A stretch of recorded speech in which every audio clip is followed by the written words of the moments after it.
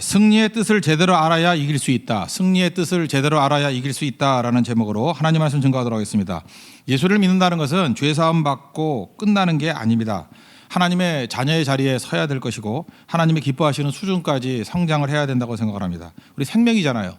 이 복음은 생명이기 때문에 생명은 반드시 성장이 있어야 되고 성숙이 있는 것이 당연하다라는 것입니다. 우리가 많은 것들을 오해하는데 오해하는 것 중에 하나가 크리스찬의 승리가 무엇인지에 대해서 오해를 많이 합니다. 그래서 승리에 대한 오해를 이게 제대로 시정하지 아니하면은 이게 성숙이 제대로 이루어지지 않는다는 것입니다. 우리는 승리 그러면 더 큰 힘을 가지는 것, 그게 승리라고 생각을 합니다. 더 지혜로운 전략을 가지는 것, 그게 승리의 방법이라고 생각합니다. 그래서 우리가 기도를 해도 추구를 해도 자꾸 이렇게 힘을 추구합니다. 뭐 힘 달라 그러고 뭐 소나무 뿌리 뽑으면서 능력 달라 그러고.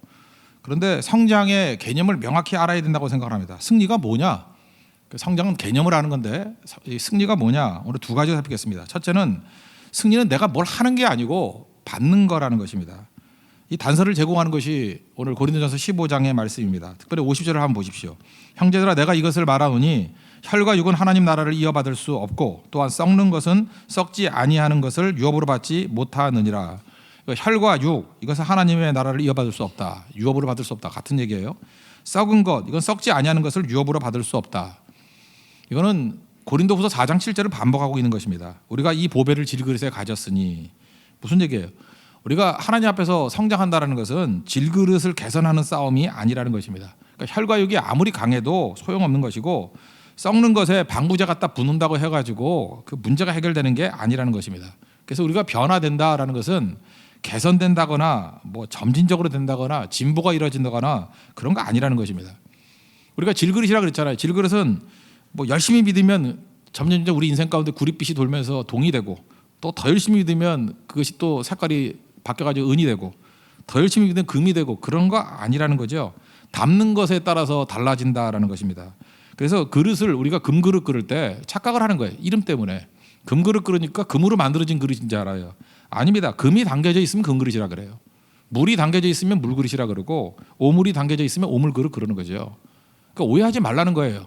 내 그릇 자체가 변화되는 게 아니고 중요한 것은 담는 것이 변화되는 것이다. 이 말씀을 하고 있다는 것입니다. 우리 몸은 그릇이기 때문에 이게 사라져버리는 겁니다. 그래서 오늘 나팔 소리 나면은 변화된다 그러잖아요.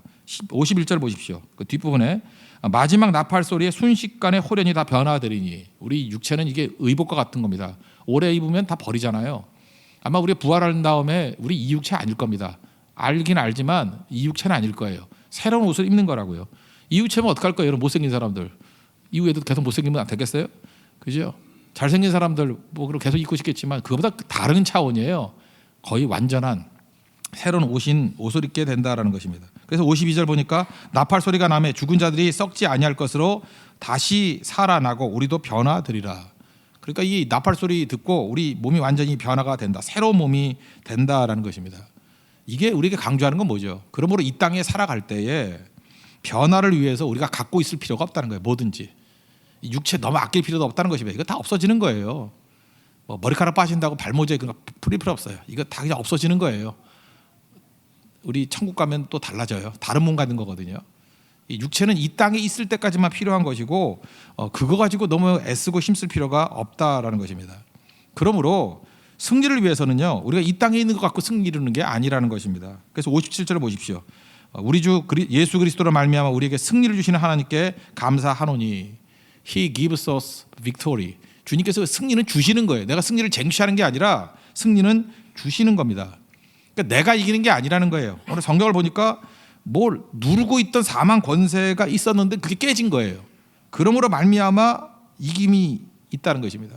그러니까 사망이 누군가에 의해서 박살이 난 거예요. 우리 예수님이라는 거 알죠? 누군가에서 박살이 나서 우리가 이기게 됐다라는 것입니다. 우리나라는 이런 거와 똑같은 거죠. 우리나라가 우리 싸워서 일본에 해방된 게 아니죠. 우린 몰랐잖아요. 그죠? 일제가 우리를 압제하고 있었는데 2차 대전 때 일본이 져가지고 그래서 항복한 거 아닙니까? 그래서 이김을 받은 거죠. 우리는 승리를 받은 거지 우리가 승리한 건 아니잖아요. 물론 광복군 그런 게 있긴 있었지만 엄밀하게 냉정하게 얘기해서는 우리가 싸워서 이긴 건 아니잖아요. 그러니까 똑같은 거라고요. 승리를 받은 거예요. 우리 인생도 마찬가지라는 것입니다. 우리가 전혀 알지 못하는 곳에서 예수님께서 승리하심으로 말미암아 우리를 누르고 있던 사망 권세가 깨져버렸어요. 그래서 승리를 받은 거라고요. 민수기 13장을 보면요, 거기 12명 정탐꾼 나오지 않습니까? 10명의 정탐꾼이 이스라엘 백성들에게 전쟁을 할 수 없다, 전쟁을 회피했던 이유가 뭐예요? 그 핵심적인 메시지가 뭡니까? 힘이 없다는 거예요. 우리는 힘이 없어서 싸울 수 없다, 그게 핵심이었습니다. 그런데 언제 자기 힘 갖고 싸웠나요? 여리고성 무너뜨리는 걸 한번 보십시오. 어떻게 이겼습니까? 활 하나 돌 하나 던지지 아니하고 돌아서 이겼어요. 그러면 이스라엘 백성들이 돌았기 때문에 이겨서 이스라엘이 무너뜨렸다, 이게 말이 됩니까? 무너진 성을 받은 거죠. 이스라엘 백성은 돌았을 뿐이고 누가 무너뜨렸어요? 하나님이 무너뜨린 성을 이스라엘 백성들은 접수한 거예요. 영접한 거예요. 받아들인 거죠. 승리가 뭔지를 알아야 된다는 것입니다. 내가 싸워서 이기는 게 아니에요. 예수님이 이기신 겁니다. 하나님이 다 이기신 거예요. 그래서 받는 거라고요. 승리를 하려고 그러니까 문제가 되는 거죠. 승리는 받는 것입니다. 집도 받는 거고요, 사업도 받는 거고, 사업하시는 분도 사업의 승리도 받는 거예요. 자녀도 받는 거고요. 우리 알잖아요. 힘쓰고 애쓴다고 뭐 자녀가 생겨요? 하나님이 자녀 주셔야 받는 거죠. 그죠? 받는 거라고요. 결혼도 받는 거고. 여러분들 얼마나 열심히 노력해 봤어요? 결혼 되든가요? 결혼도 받는 거예요. 건강도 받는 거예요. 이상하죠? 맨날 그 산삼을 깍두기같이 먹는 사람들 맨날 아프잖아요. 그 모르세요? 건강관리 하면서 그런 사람은 쓰러져 있어 맨날. 대충 사는 사람들 사는데 건강도 받는 거라니까요. 하나님 건강 주시옵소서지, 내가 힘쓰고 애쓰고 뭐 하루에 몇 킬로씩 뛰고 뭐 2만 보씩 걷고, 2만 보씩 걷는 분 중에 내가 관절염 걸린 분 봤어요. 그게 받는 거예요. 건강도 받는 거지 지가 힘쓰고 애쓴다고 되는 게 아니라는 것입니다. 그죠? 이게 받는 거라는 거예요. 요즘엔 금식을 잘 안 하는데, 그죠? 금식을 잠깐만 우리가 내 에고로 잠깐 하려고 그런 것 같아요. 내가 금식을 해가지고 뭘 얻어내겠다 잠깐 이러니까 문제가 되는 거죠. 그죠? 근데 금식도요, 사실은 하나님 앞에서 하나님께서 이렇게 우리 이끌어갈 때 금식할 수 없는 상황으로 이끌어가실 때가 있다고요. 그래서 내가 연약함을 알고 하나님 능력을 구하는 거죠. 그때 금식이 되는 거예요. 금식은 뭘 배우는 건지 아십니까? 나의 공급이 하나님이라는 거예요. 말씀이 가르쳐 주는 게 뭐라 그랬습니까? 하나님이 우리 주인 되신다. 그러므로 뜻을 알고 순종하자. 기도가 우리에게 가르치는 내용이 무엇입니까? 하나님이 공급자시다. 모든 것을 공급하신 게 하나님이시다. 그래서 이런 금식의 상황이 오는 거예요. 그래서 금식하는 거라고. 그래서 하나님이 공급해 주신다는 것을 깨닫게 된다는 것입니다. 과거 얘기인데 한 3, 40년 전 얘기예요. 어떤 목사님 이야기입니다. 이건 이분뿐이 아니라 굉장히 많은 분들이 경험했던 그 당시엔 일상이었습니다. 이상하게 무전 취직하는 사람들이 교회 안에는 많아요. 그걸 우리는 어렸을 때 빈대라 그랬는데, 이 빈대들이 많았어요 옛날에는. 그죠? 그냥 남들에게 들러붙어 가지고 그냥 무전 취직하는 거예요. 그냥 먹기도 하고 자기도 하고. 우리 집에도 친구들 여럿이 와서 자고 먹고 그랬던 적 많아요. 근데 그들은 항상 의뢰 그랬어요. 잘 먹여주고 또 재워주고 그랬습니다. 제가 결혼하고 난 다음에 신혼 초에 우리 교역자들, 이제 전도사 목사들이죠, 다 모여가지고 축구하고, 그때는 예배를 2시에 드렸나 뭐 3시에 드렸나 하여튼 주일 오후는 널널한 시간이었어요. 그러니까 되게 이상하잖아요. 목회자가 2시 넘으면 할 일이 없으니. 그래서 할 수 없이 그 신마포 중학교 가서 축구를 했어요. 옆에 있는 남서울교회하고 이렇게 축구를 했다고, 맨날 축구를 했다고. 축구를 하면은 뭐 거의 이겼죠. 우리 믿음 가지고 했으니까, 그죠? 거의 이기고 했는데, 돌아오면 그때 이제 우리 집에 와가지고 거의 매주 먹었던 것 같아요. 매주. 저희 사모가 그때는 사모가 이제 초년기이기 때문에 이제 의뢰 그렇게 하는 건지 알았는가 봐. 그래서 매주 먹였어요. 지금 데려가면 혼내요. 지금은 안 먹여요. 왜 그러냐면은 그게 안 해도 된다는 걸 알았기 때문에. 이런 걸 이제 사자성어로 식자 우환이라 그러는데, 너무 알게 돼가지고 이제 못하게 된 케이스거든요. 근데 그때는 진짜 그렇게 많이 먹였어요. 근데 그때 느꼈던 것 중에 하나가 뭐냐면 이상한 공식이 있어요. 지금도 그런가요? 이상하게 신학을 하는 사람은 다 가난해. 그거 알 수가 없어. 가난한 사람이 신학하는 것도 아닌데 신학만 하면 거지가 됐는지 가난해. 그리고 신학만 하면 이상하게 눈치는 개뿔도 없어. 눈치 진짜 없어요. 옛날에 식탁이 없었잖아요. 그러니까 밥 먹으면 밥상을 내놓는 사람 없어요. 밥 먹여줘도, 재워줘도 자고 난 다음에 입을 개는 놈이 없어. 그죠? 그리고 어떤 목사님 얘기인데, 옛날에 그 가스 이런 게 없었으니까 석유 골로, 석유 난로 이런 거 폈다. 골로라 그러고 석유로 이렇게 불 떼는 게 있었거든요. 그래서 그 기름이 떨어져가지고 석유 좀 넣어라 그랬더니 거기다가 간장을 넣었어요. 한심하죠. 그러니까 잘 보세요. 눈치도 개뿔도 없고 게으르고 거기다가 코도 막혀 있어요. 그 냄새 안 날 거 아니에요, 그죠? 어떻게 간장을 거기다가 갖다 붓니까? 그래서 그러니까 뭐라 그랬죠. 아니 거기 넌 코도 없냐고, 그죠? 냄새도 못 맡냐고, 어떻게 간장을 거기다 부을 수 있냐. 또 자존심은 있어요. 또 화를 버럭 내더라는 거예요. 고치면 될 거 아니야. 그래서 망가뜨렸대요. 고칠 수가 있나요, 그죠? 그 기억나는 게 그런 거예요. 김장하면 옛날에 김장독을 땅에 묻었거든요. 그래서 구덩이 파라고. 그러니까 하도 시킬 게 없으니까 이런 거 시키는 거예요. 이제 구덩이 파라고. 이제 그런 거 하죠. 근데 한참 가 보니까 구덩이 파다가 막 시끌벅적한 거예요, 그죠? 소리가 난대요. 그래서 웬 소리냐 그랬더니 더 파니까 도자기 파편이 나오는 거예요. 그랬더니 한 전도사가 막 소리를 치기를 이거 틀림없이 백자 굽던 자리라고, 그죠? 조선의 백자 굽던 자리, 청자가 나올지 모른다. 한참 파봤더니 하수도만 다 망가뜨렸어요. 하수관이죠, 하수관. 이런 일들이 비일비재합니다, 그죠? 그래도 이렇게 많이 섬기고 그 베풀고 했던 당시의 일들이 있었어요. 근데 문제는 뭐냐? 그때 가난했을 때였거든요. 그렇게 먹는 문제가 다 해결될 때가 아니었어요. 쌀이 부족하잖아요.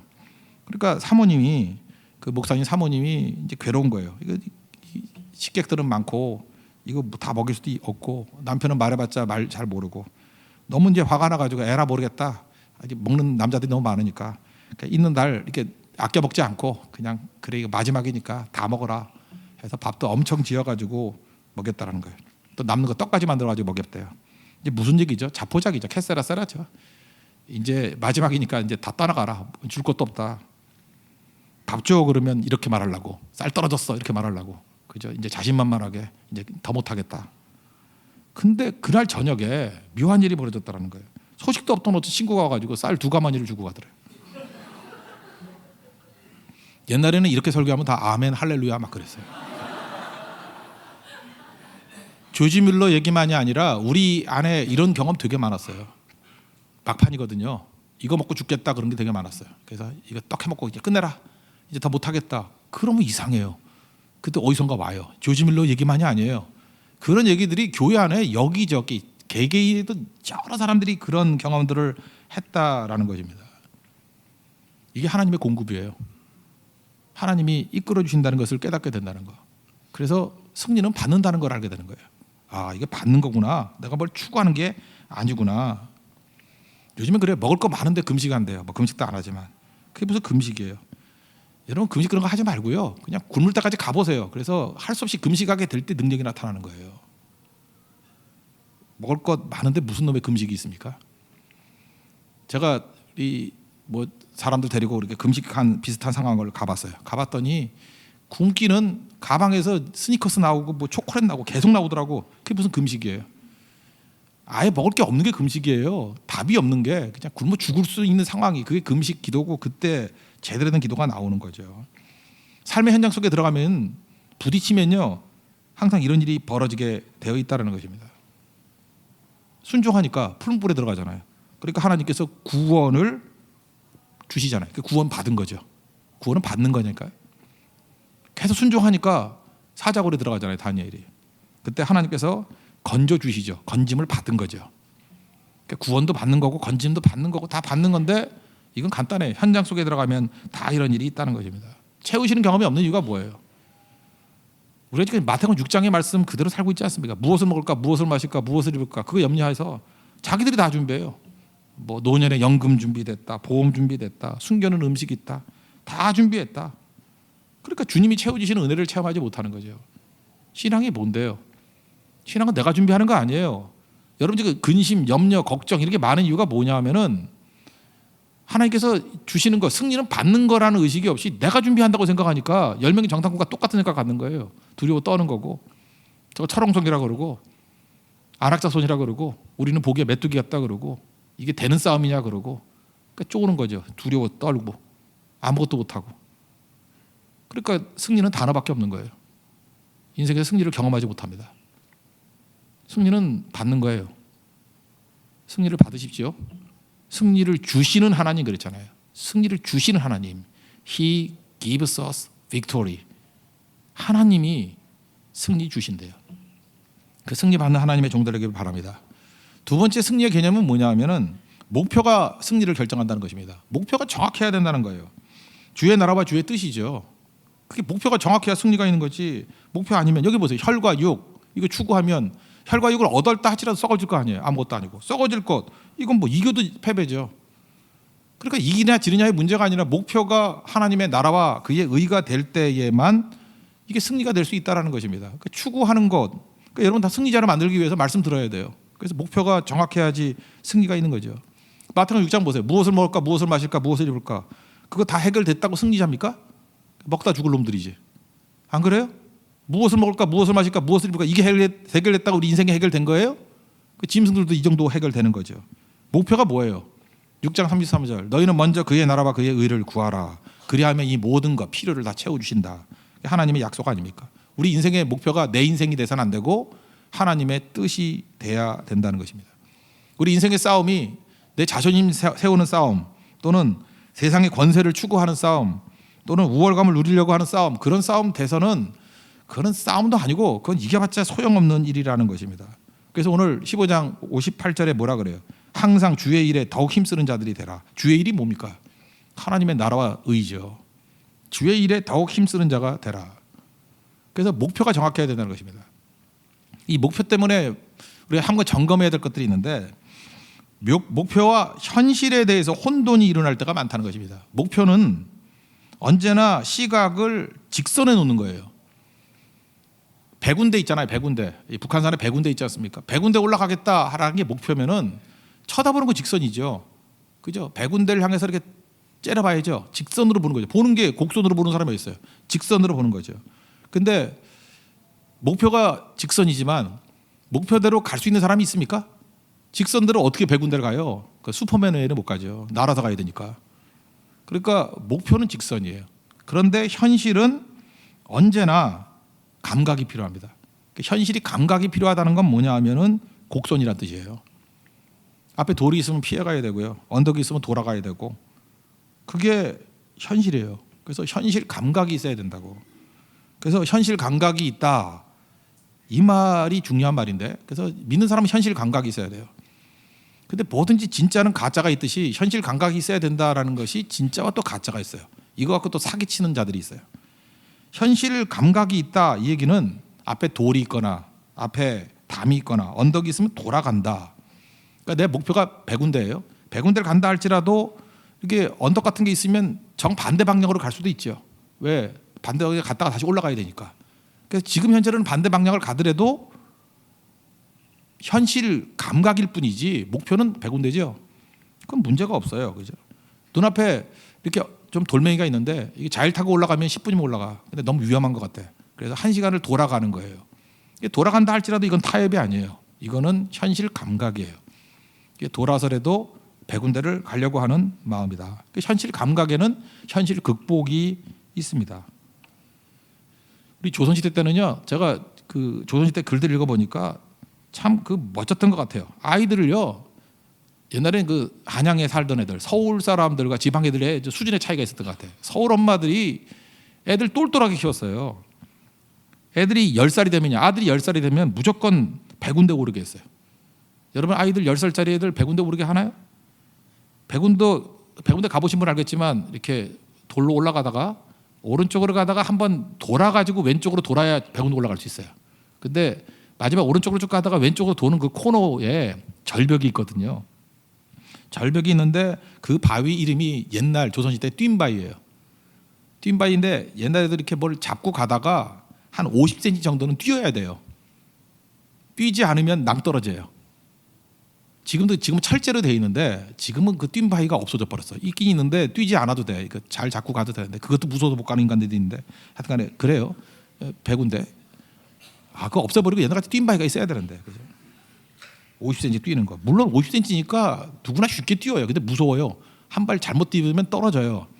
잘못 디딜 리가 있나? 미쳤어요. 왜 잘못 뛰어? 50cm가 쭉 뛸 것도 없어. 그냥 다리 쭉 뻗으면 되는 거예요. 쭉 뻗으면 되는 건데 왜 쳐다봐 그거를? 주님만 쳐다보지. 왜 쳐다봐 그 밑에를? 그러고 가면 되는 건데. 그 뜀바위.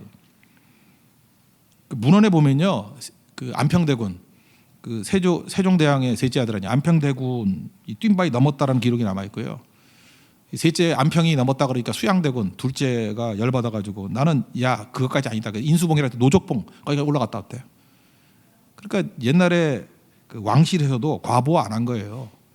그렇게 막 바위를 뛰어다니고 이런 애들이 다 이게 왕되고 장군되고 그런 거라고. 근데 맨날 엄마들이 품고 위험한 데 가지 말라, 뭐 찾길 조심하라 이러니까 인물이 안 나오는 거죠. 어쨌든 간에 이런 모든 과정을 통해서 이들이 했던 건 뭐냐면, 백운대 그러면 어려움이 있거나 난관이 있거나 뛴 바위가 있거나 갔어요. 이게 현실 감각이고 이게 현실 극복이에요. 우리 인생도 사는 게 쉽지 않아요. 그러나 목표를 가지고 목표는 직선이지만 인생은 현실은 곡선이에요. 그렇게 못 가. 슈퍼맨이 아니기 때문에. 그래서 현실 감각을 가지고 현실을 극복하는 거라고요. 근데 이 현실 감각을 가진다는 얘기가 조금만 왜곡이 되면 이렇게 될 수 있어요. 타협과 배신이 될 수 있죠. 백운대는 위험해서 못 가. 남산이나 가자. 그래서 남산으로 목표를 바꿔버리는 거예요. 그럼 어떤 일이 벌어지죠? 남산을 향해 가는 거예요. 그러면 백운대 향해서 이렇게 돌아가는 사람들도 반대쪽으로 갈 수 있지만 여전히 목표는 어디예요? 백운대예요. 남산을 향해 가는 사람은 백운대와 반대 방향으로 가지만 이거는 백운대를 포기한 사람이에요. 이건 배신이고 타협이죠. 이건 현실 감각이 아니라 이건 배교예요. 신앙을 저버리는 거고. 오늘 공부하게 되는 그 창세기 32장에 나오는 야곱을 보십시오. 야곱이 하나님 말씀을 듣고 가나안을 향해 갑니다. 가나안이 목표예요. 근데 에서가 400명을 끌고 나왔습니다. 죽이겠다고. 그래서 머뭇거리는 거예요. 그래서 야복 강가에서 다 보내고 혼자 남았어요. 이건 흔들림이죠. 흔들렸지만 이걸 불신이라고 말하면 안 돼요. 이건 흔들릴 뿐이에요. 목표는 여전히 가나안이에요. 목표가 여전히 가나안이니까 흔들리지. 그래서 인간적인 장깨를 찌죠. 인간적인 장깨를 부리더라도 목표가 흔들리진 않잖아요. 가나안이 흔들리진 않잖아요. 이건 흔들림이에요. 그러나 나는 가나안 아니야. 딴 데 가서 살 거야. 그럼 배교죠. 그렇게 살아서는 안 된다는 것입니다. 여러분 신앙도 마찬가지예요. 흔들림도 수준이 있는 겁니다. 현실 감각이란 건 뭐냐면 목표가 변화되지 않는 거예요. 근데 주님을 향해 나아가는 목표는 변화되지 않는다. 그래야 이기는 거죠. 여러분 지금 신앙생활을 한다 그러면서 신앙인 같지만 색깔만 신앙인 사람 되게 많아요. 신앙을 버린 사람이에요. 배교자예요. 목표가 바뀌면 배교자입니다. 순교라는 게 뭐예요? 순교는 세상이 목표를 향해서 가지 말고 배교하라 그래요. 백운대 가지 말고 남산 가라 그래요. 그게 배반하라는 요구 아닙니까? 목숨을 걸고라도 난 백운대 가겠다. 그게 순교예요. 그러니까 예수님 버리라 그러면 목숨을 걸더라도 나는 예수님 버릴 수 없어. 그게 순교라고. 그러니까 순교가 가능하기 위해서는 목표가 명확해야 돼요. 목표가 예수님이어야 된다고요. 그런데 목표가 바뀌어버린 사람들이 많아요. 그거는 승리도 없을 뿐 아니라 그건 신앙도 아니죠. 돈이 목표가 된 경우가 많아요. 그래서 인류대학 가야 되고 결혼해야 되고 취업해야 되고 뭐 또 있나요? 뭐 집 사야 되고 이런 게 인생의 목표예요. 한번 생각해보세요. 옛날에는요 이야기를 해도 상식이 통했어요. 강도가 와가지고 나 목숨 내놓을래? 돈 내놓을래? 그러면은 물어볼 것도 없이 다 돈을 내놓죠. 안 그래요? 여기 있는 똘똘하신 분들은 목숨 내놓을래? 돈 내놓을래? 그러면 어떤 미친놈이 목숨을 내놔요? 돈을 내놓지? 예, 돈 여기 있어요. 그런 거죠. 근데 요즘에는 진짜 미친 시대예요. 가치가 전도가 돼가지고 이렇게 얘기해요. 목사님, 나는 목숨은 내놔도 이 결혼만 원 내놓을 수 없어요. 그게 죽여버리고 싶어 그냥. 목숨은 내놔도 이 이방 결혼은 내놓을 수 없대. 내가 진짜 들었어요. 목숨은 버려도 이건 하겠대. 목숨은 내놓아도 출세는 못 내놓는데요. 여러분 이제 이름만 바뀌어놓은 거예요. 결혼 뭐 좋다는 게 뭐야? 돈 많은 놈한테 간다는 거 아니에요. 결혼, 대학, 취업 이름만 다를 뿐이 다 돈이에요. 돈. 이 돈하고 연관되지 않은 게 뭐가 있어요? 순수 사랑? 웃기지 마십시오. 이게 다 돈이지 뭐. 근데 옛날 같으면 목숨이냐 돈이냐 그러면 당연히 돈을 버렸다고. 근데 지금 미친 시대예요. 목숨을 버리겠대. 할 말이 없는 거예요. 그러니까 목표가 병든 것은 병든 겁니다. 이게 승리가 없는 거예요. 이건. 그러니까 이 시대에는 싸울 것도 없어요. 이미 진 싸움이에요. 승리도 없는 싸움이에요. 크리스찬들이 싸울 게 없어요. 이미 졌거든. 목표가 예수님이 아닌데 그 무슨 크리스찬이야. 크리스찬이라고 이름하면서 그냥 모여 있는 거지. 그래서 승리는 목표가 중요한 것입니다. 천국이 목표가 돼야 되고 예수님이 목표가 돼야 되고 복음이 목표가 되지 않으면 그게 크리스찬이 아니죠. 하나님 백성으로 불렀는데. 백성 아니라는 거 아니에요. 그래서 승리자 되기를 원합니다. 그래서 반드시 점검해야 될 게 그의 나라와 그의 의예요. 그게 되지 않으면 이기나 지나 아무 의미 없어요. 그건 이미 패배예요. 목표가 명확해야 승리할 수 있다라는 것입니다. 요즘에 맨날 겸손하라 그러는데 겸손하라가 무슨 이게 메시지입니까? 목표를 가지고 살다 보면 다 겸손해지게 돼 있어요. 교만한 자들은 누구냐 하면은 안 싸우니까 교만해지는 거죠. 뭐 상상을 한번 해보세요. 어떤 사람이 초등학교 6학년만 10년을 했어. 초등학교 6학년이 12살 아니에요. 22살까지 초등학교 6학년 하는 거야. 10년을 꿇었어. 그러니까 초등학교 6학년인데 막 수염이 났어. 이렇게 수염 들어. 깍지도 안 해가지고. 징그럽죠? 그러니까 초등학교 6학년을 10년 하면 선생님보다 더 잘 알아. 교과서 다 외우고 팔짱 끼고 그 다음은 저거 답은 3번인데 뭐 4번인데 뭐 다 알아. 그죠? 다 알아요. 그리고 나이 많으니까 반장 계속해. 계속 10년 스트레이트 반장 10년 하지. 선생님보다 더 많이 알지. 그런 놈을 뭐라 그러냐면 교만한 놈이라 그래요. 교만한 거예요. 다 안돼. 반장이래. 교회도 초등학교 6학년 10년 꿇은 사람들이 있어요. 그 사람들이 그래. 나 교회 다 알아. 나 반장이야. 나 회장이야. 뭐 이런다고. 겸손해지는 길 지나가면 돼요. 초등학교 끝나고 중학교 지나가면 돼요. 중학교 가면은 어렵죠. 초등학교 6학년보다 어렵지. 또 고등학교 지나게 해야 돼요. 어렵지. 그래서 고등학교 한 3학년쯤 돼가지고 하면은 이제 깨달아요. 이전까지 초등학교 6학년 때는 교만했거든. 4 곱하기 4는 16, 68, 48 이걸 자신 있게 했던 애거든요. 무려 2자리도 곱할 수 있고. 그러다가 고등학교 와가지고 이제 뭐 로그가 나오고 벡터가 나오고 이러면 수학은 참 어려운 거구나. 겸손해지는 거라고요. 한국말 한다고 국어가 쉬운 줄 알았더니 국어 한국말 한다고 100점 맞는 게 아니구나. 그걸 깨닫겠죠. 국어는 만만한 게 아니구나. 난 대학까지 나왔는데 네이버 맞춤법 테스트 했더니 50점도 못 맞는구나. 자꾸만 겸손해지는 거예요. 그죠? 제가 이게 언어를 다루는 목사 아닙니까? 근데 네이버 맞춤법 테스트를 했더니 50점이야. 어떻게 이걸 이렇게 틀릴 수가 있지? 저는 맞춤법 틀린 애들 굉장히 경멸했거든요. 아니 어떻게 국어를 파괴하고 이게 로마서 7장 다시 읽었어요. 오라 나는 공고한 자로다. 겸손해지라는 메시지가 아니고요. 부딪히면은 다 겸손해져요. 그죠? 현장에 들어가면 다 겸손해진다고. 그래서 하나님의 은혜 가운데 내가 질그릇이고 보잘것없는 종입니다. 하나님께서 우리에게 은혜 주셨습니다. 그래서 승리하는 겁니다. 그래서 여러분들 명심해야 될 게 뭐냐? 성도의 싸움은 목표를 명확히 하는 거예요. 하나님 목표로 하고 뛰다 보면은 성경에서 나오는 모든 덕목들 다 주님 의지하지 않고는 안 되거든요. 겸손, 온유, 화평, 기쁨 거기 다 있어요. 그 안에. 이거를 뭐 개별적으로 추구해서 얻는 게 아니라니까요. 목표를 명확히 하십시오. 그리고 싸움 현장에 나가십시오. 그러면 항상 이런 강인함이 있게 된다라는 것입니다. 현장에 나가십시오. 죽치고 있지 말고 싸우십시오. 진급하십시오. 중학교 가고 고등학교 가야 되고 그래요. 선교도 가십시오. 맨날 교회 앞에 죽치가 앉아가지고 소문만 듣고 뭐 감나라 대집나라 그 이상한 소리 하지 말고.